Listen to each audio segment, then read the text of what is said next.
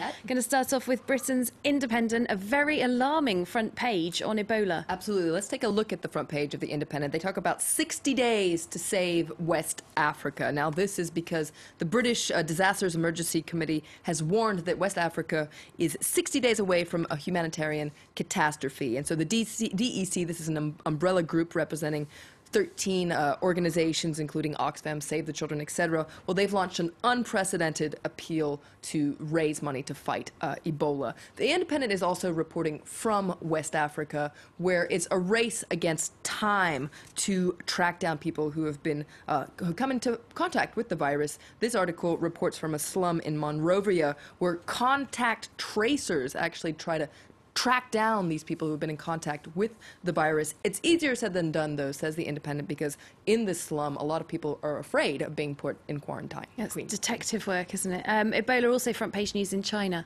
Absolutely, for very different reasons. Let's take a look at the front page of China Daily.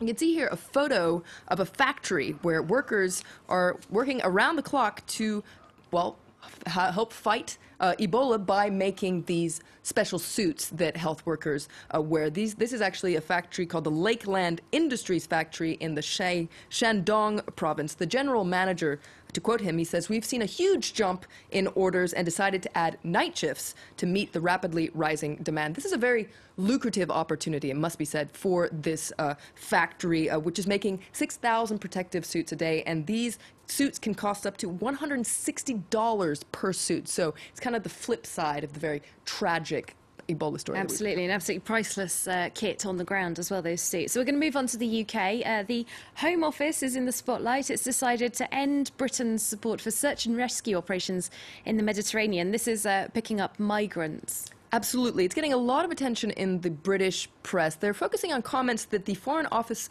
Minister, Baroness Annalay, said earlier this month. She said that Britain would not be supporting future search and rescue operations. She went even further, saying that these kind of operations are a pull factor for illegal immigration because they encourage refugees to take risks at sea. Very controversial comments you can read about here in The Guardian. Why are we talking about these comments now, though? It's because a search and rescue operation called Mare Nostrum that was set up by the Italian Navy in the wake of the 2013 Lampedusa disaster, that search and rescue operation is going to wind down in the coming days. It's been very effective, though. It saved more than 140,000 migrants who were lost at sea. It's going to be replaced by a European operation called Triton, but this operation is going to have a very smaller budget, 1/3 the size of Mare Nostrum, and no help from Britain. So what kind of reaction is all of this getting? Well, there's been quite a lot of outrage in the British press, as you can imagine. I pulled out one opinion piece from The Guardian by Ian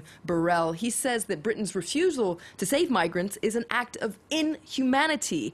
And he says it's terribly ironic that this comes at a time when British governments, well, they've been making, they've been saying that they're going to help the world with humanitarian military interventions, and here they're not helping people in the Mediterranean. There's also a cartoon in The Guardian that's critical not only of Britain, but of Europe in general. You can see this very fortress Europe here, keep out, and you can see some bodies, actually dead bodies there floating around.